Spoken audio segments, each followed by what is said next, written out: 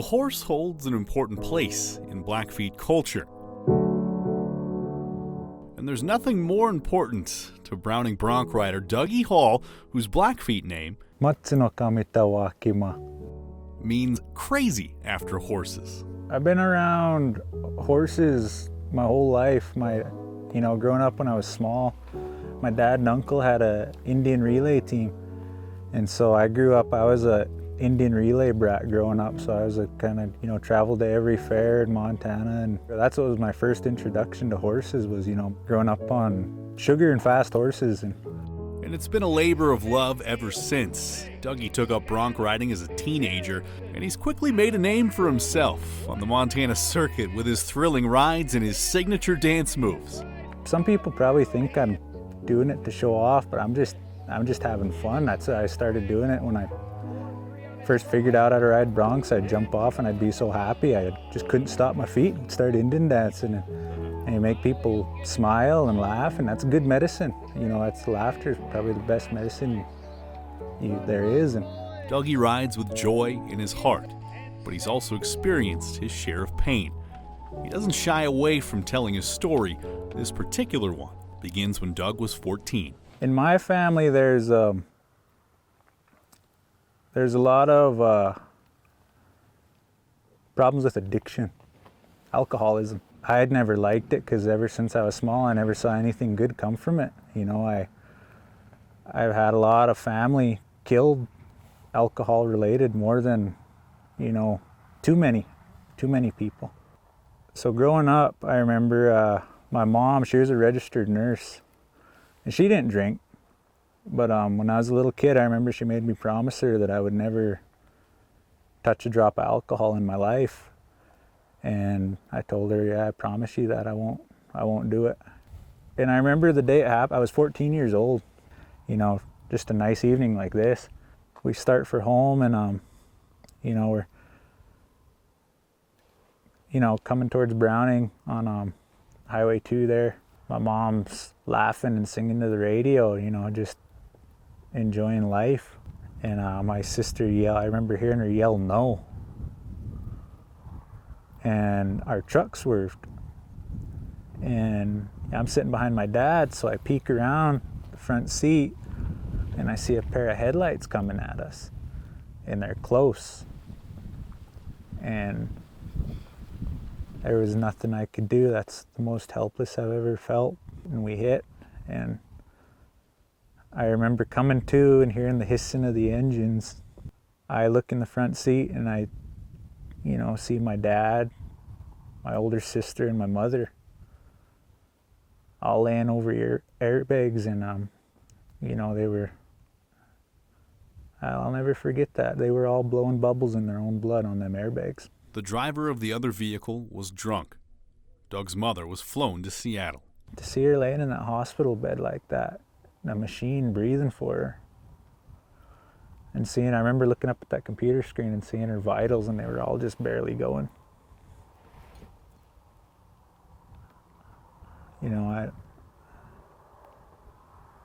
I didn't know what to do, and I got really upset, and everybody was telling her goodbye. And I was the last one to go. And so I walked up to her and told her, "Mom, I love you very much, and you're the best mother in the whole world. And thank you for being my mom." And I just kept telling her that I loved her. And I told her, I got stern with her. I raised my voice. I said, "But one thing I'm not going to tell you is goodbye. Because there's no such thing." So I told her, "Mom, I love you. I'll see you later." And I kissed her, and they pulled the plug. Though his mother's body is gone, her spirit is with him every day at every rodeo and on every ride, including his first PRCA win in Kalispell earlier this season.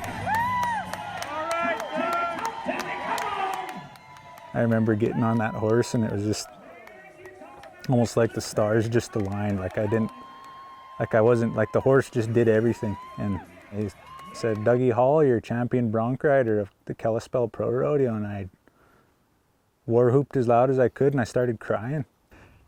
And I could feel my mom, and she was there. Hall's resilience and attitude has inspired a lot of people, including his best friend, Will Shirley. He is known throughout the rodeo world just because of his personality and how positive he is. I mean, it doesn't matter who you are, where you're from, anything. Doug is always willing to talk to you. For all the negative things that have happened to Doug and the way he treats people and his positive outlook on life is just kind of nothing short of amazing, really. And it's definitely, it's changed my life. It's made me a better person. Shirley nominated Hall for the Rocky Heckman Perseverance Character and Hope Award, named for the late rodeo advocate and Montana legend. And they surprised Hall with a new belt buckle at the Big Sky Pro Rodeo Roundup. It left me speechless because, you know, Rocky has done a lot for rodeo. He did a lot for his kids in high school rodeo, you know. Every time I saw Rocky, it was at an event for us kids. And, you know, and he was always very good to me. And, you know, I'd say he treated me like one of his own. A great guy. And, you know, to have an award in honor of someone like him and to have it presented to me, I didn't know what to think. You know, that was the coolest, you know, that was one of the biggest honors I've ever gotten. Doug's rodeo career is just beginning, and he hopes to make an impact on two fronts. My ultimate goal is to be the first guy from here to qualify for the national finals and ride there and have a bucking horse that I raised there also. But even if he never qualifies for one NFR, Doug's legacy will live in how he treats people. And that's worth more than any championship or belt buckle. When somebody smiles or laughs, they seem to put down the baggage, whatever they're carrying. You know, if it's, you know, not so positive, they seem to put that stuff down when you make them smile or laugh. It feels good to be looked at as a human being. That's just how I was raised, was people are people. Tom Wiley, MTN Sports.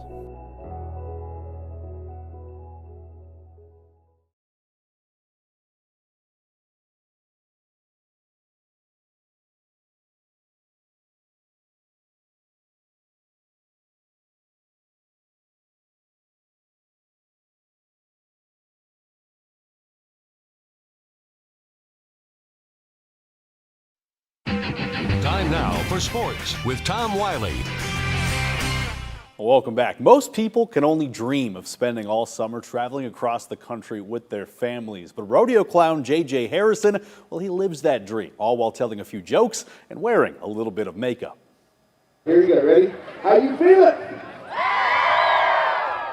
For 3 hours every night, J.J. Harrison pours everything he has into keeping crowds entertained and keeping cowboys safe. My job is not to be the show. You got to be like salt. A little bit of you and you make it better. Too much of you, they're going to have to throw it out. And Harrison has found the perfect recipe, weaving laughs and engagement into his performance, and it's earned him the reputation as one of the top entertainers in pro rodeo. I am a goofball. I am a screwball. And so what set in with me was when my act that I was trying to do would fall apart, I would just ad-lib. And that's where I realized this is my forte. Ad-lib comedy is definitely for me. Make it relevant to the crowd, and I've had a lot of success with that. But when the performance wraps up and the last trailer leaves the arena, the work continues for Harrison. He shifts from performer to dad, keeping his family of 6 entertained. There's no crying in baseball. You know, it's really a great life. Anybody that travels for a living will tell you there's definitely positive and definitely negative. The positive is going to be getting to travel, be in different locations, meet different people, interact with different people. The drawbacks are going to be it took us 11 hours to drive here. But really, it comes down to this. You could leave them home, you could find grandma, grandpa, you could let the kids sit at home, but they will be missing so much. And if I'm going to have this life, I want to share it with anybody who wants to be a part of it. Harrison and his son Huck have been traveling the rodeo circuit for years, but this year they're joined by Harrison's new wife, Bailey, and her 3 kids to make the traveling troupe. It's an unorthodox lifestyle, but it's one the kids enjoy. Well, it's fun, and in the summer we get to do we get to go on the road the most, and it's just really fun traveling around everywhere. Harrison even includes them in his act. I get in a fat suit and I tackle someone who is not good. It's fitting that Harrison can relate to children. He started his career as a school teacher before shifting to rodeo full-time. Kind of that just an immediate interest in everything Western that drew me to it. The call of rodeo is constant. You know, it's such a great sport and it's such a great lifestyle that it drew me back in. And it's a life he wouldn't trade for anything. End of the day, everybody's at a trailer having a beer, enjoying life and telling stories. And that's what really makes this so special.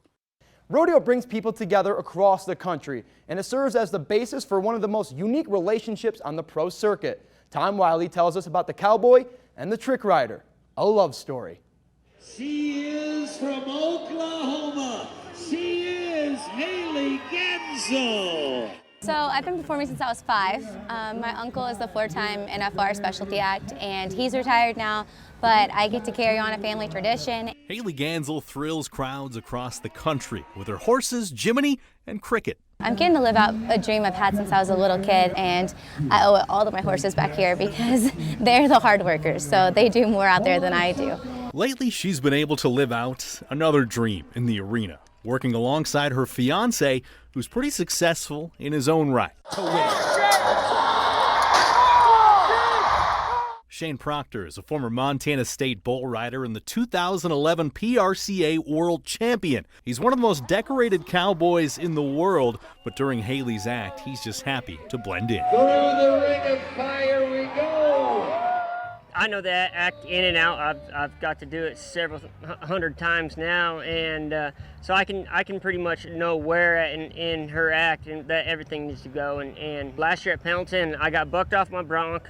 No time to be mad. I walked over, chaps on and everything, and started setting her stuff up. The support I can show her is by helping her and making sure everything goes right. I want her acts to be something special. I get more nervous for her than she does for me.